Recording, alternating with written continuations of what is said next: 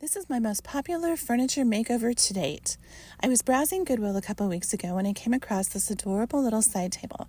There was only one, but I instantly fell in love with the quality of the wood and some of the characteristics of the piece. Plus, it was less than $10. I love the little drawer pulls and the legs are so cute.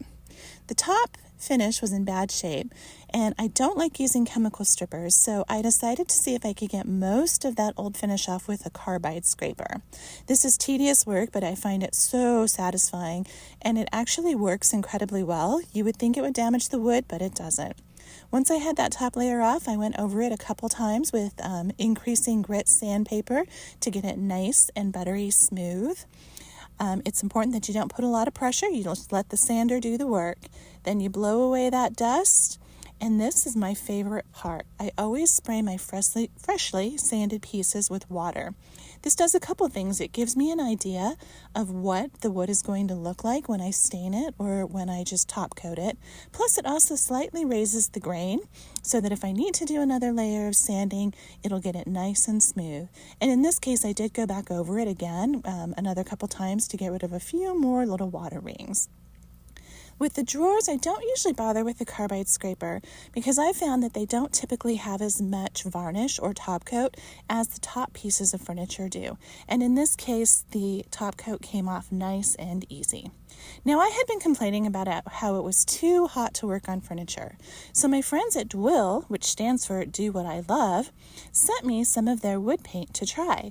They said that this furniture paint can safely be used indoors because it doesn't put off strong odors and it's very clean and water-based. So I said, okay, I'll give it a try, and I asked for a sample in cardamom green. So here's the first time I've seen this product. It does come with instructions, which is kind of nice, especially if you're a first-time painter. It tells you how to use the product for best results, and it even includes a little QR code on the back of this that you can scan to watch some videos. Now, this is a furniture painting kit, so it doesn't just have the paint, but it has some plastic tape for masking off the drawers if you need to, and it also comes with this little kit of supplies and materials, basically everything that you would need to do a small piece of furniture. So let's take a look at the color. That's what I'm most excited about.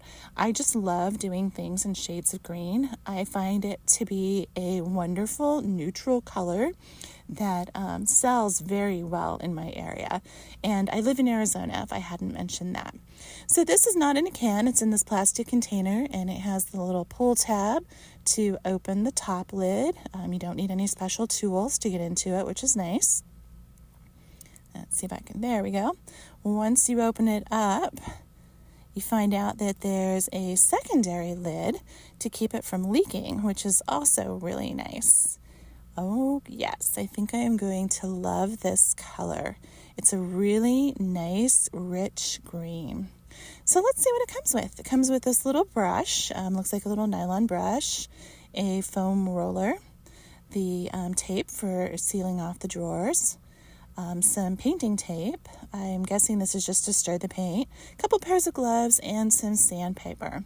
So this is a great entry-level kit if you wanted to try flipping a small piece of furniture. So after I had sanded down the sides, I'm going to try out this painter's tape. Painter's tape can make or break your product because I want to keep the top of this little table natural wood. I want to make sure I don't get any paint on it when I'm painting the sides. And nothing's worse than peeling off a piece of painter's tape and finding out that the paint has run or bled underneath it. So I taped off the top, and now I'm taping a straight line here down the front so I can paint the side but keep the front of it natural wood. Fingers crossed that this tape does its job. A lot of times I'll add some clear coat to seal the tape, but I'm not going to do it because I want to test the quality of the product. So far, it's gone on really easy, and I'm just going to press it down a couple times with my thumb to get it nice and tight. Now, here we go with the paint itself. Normally, I would not use this small of a brush, but I think if you're doing a small project, this would probably work just fine. As Dwil mentioned, I don't smell any strong fumes. I'm doing this in my kitchen, and I haven't noticed any odor at all. The paint itself goes on super smooth, and it seems to have a lot of pigment because I'm not seeing any of the dark wood color coming through with just one light coat. And that's what you want when you're painting furniture. You don't want to have to put a bunch of coats on. And I intentionally did not use a primer on this piece so that I could test the quality of the paint. I also didn't add any water. The instructions do say that you can water it down a little bit, but I wanted to feel what the paint is like full strength. It does feel a little heavy on the brush, kind of, it has some weight to it, almost like a clay based, and I don't think it is. I think that's just kind of what it reminds me of, but you can see that it's going on super smooth. Now the instructions recommended using the brush to apply it and then going over it gently with the foam roller to get any brush marks out. However, I don't see a lot of brush marks, so I am not going to do that. I am just going to apply my first coat of paint, getting it all the way up to the edges and slightly overlapping my painter's tape here. And then once I've got that entire coat on, I'm going to do some long strokes down the piece to make sure that there's no visible brush marks from where I stopped and started. You can see just from top to bottom, nice and light. Now I'm starting to notice that the paint is dragging a little bit, so I stop. That means that it's already drying, which you want a fast drying product when you're painting indoors. So I'm going to take a break from painting, which means I put my little brush in a Ziploc baggie, and I'm going to be using it again soon, so I'm just going to set it aside. I think it said it takes about 2 hours for the paint to fully dry, so I don't want to put my second coat on until I'm sure that first coat is nice and dry. Now for this piece, I want to keep the front natural, but I want to have some fun with it.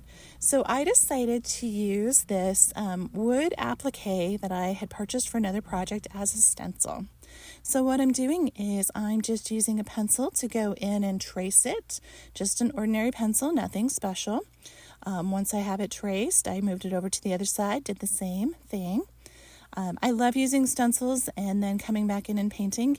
You can use the stencils that you dab the paint in, or in this case, because it's a thicker stencil, I traced it. Now I've got a fine tip paintbrush, and I'm going to use more of the Dwil paint to see how it works to, I started to say freehand, but I guess what I'm doing is I'm painting over the lines that I just traced. So just starting out with a little bit of the paint to see how it goes on. Once again, it gives really good coverage. I don't see a lot of the wood coming through. And because it's fairly thick, it doesn't run or bleed on the surface of the dresser. So speeding it up a little bit here so you can get an idea of how this works. One thing I noticed is this paint does dry really fast, and so if you're going to use it for a project like this, it's great because when I come back over and get towards the middle of the drawer, if my hand bumps the side or rests against some of the paint that I'm already done, it's not smearing. So this is super fun. I love this type of detailed work. It's very relaxing, very satisfying. I usually have like an audiobook or a true crime podcast going on when I'm doing this work. We're almost done with our outlines. And then once we're done with the outlines, we're going to come back in with a thicker brush. And these are just paint brushes that I picked up at Hobby Lobby, or you can get them at Michael's, Walmart. There's absolutely nothing special about them. I usually buy the packages that have several different sizes. I've chosen a little bit thicker, fluffier brush here because I want to get more of the product on my paintbrush and fill in some of those larger areas of the leaves. Now, as you've noticed, my username is Painted and Planted, and that's because I love plants and I love painting furniture. So I'm really combining two of my favorite things with this one project. Here I'm doing what's probably my favorite leaf on the whole desk, the Monstera leaf, and it is looking absolutely wonderful. But you could leave the drawers natural. You could just paint them solid green if you don't feel like you can do a stencil or you don't find a stencil that you like. I think just the solid wood drawers or solid green drawers would look really good. So here we are. I've applied my second coat, and this is the next day. It passes the scratch test. I try scratching it in several areas. None of the paint comes off. It's super smooth without any brush marks. The tape did a wonderful job on the top, but the real test is going to be this line right here, where the only thing separating the paint from the wood is going to be that piece of tape. So let's see if we got a nice clean line. Here we go. Oh, that is so satisfying to do. And yes, I'm pretty impressed. I think the combination of the tape plus the thickness and quick drying paint gave me a super smooth line. So now we're getting close to finishing. A few more things that we need to do. We need to add a top coat. So I'm trying out the little foam roller with some polyacrylic top coat. It's not working the best. It's leaving a lot of visible little air bubbles.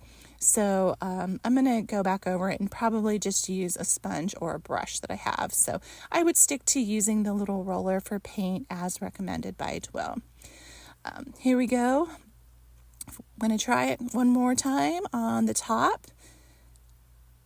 And I decided not to apply any stain to this dresser, but I'm just using the polyacrylic top coat, which brings out the natural finish of this gorgeous wood. Look how pretty that is. Need a little bit more.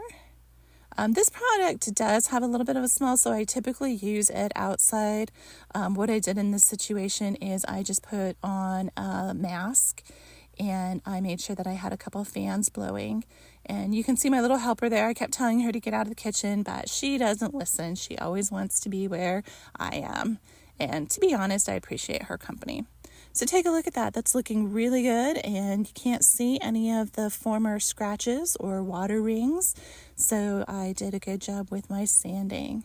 Gonna get a little bit more of the product on there, let it dry, and then I will do a light sanding between adding coats. I typically do about 3 coats of this polyacrylic and satin on the top of my pieces to ensure that they're durable and that the wood doesn't get damaged from everyday use. Then we're going to clean up this old hardware. A little bit of Barkeeper's Friend is what I use for this. So I'll put some on it, let it sit for a little bit, and then I'll brush it with a soft wire brush and buff it back to its original brass color. So here we go.